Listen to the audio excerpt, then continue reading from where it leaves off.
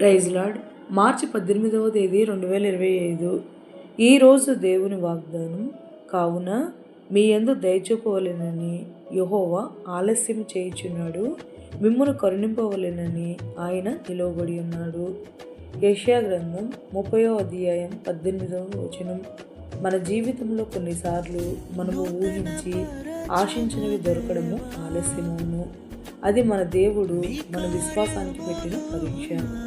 కరుణగల మన దేవుడు మనల్ని కరుణించవలనని నిలవబడి న్యాయం తీర్చు మహనీయుడు. మనము విసుగు చెందక ఆయన నిమిత్తం కనిపెట్టగలిగితే యెహోవా మన ఎడల దయ చూపించి ధన్యకరమైన జీవితాన్ని అనుగ్రహించువాడు.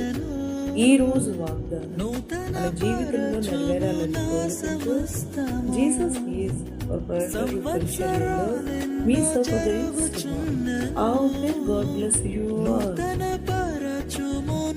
సమస్తము పాతవి గతించిపోవును, సమస్తం నూతన మగును. నీలో ఉత్సహించుచు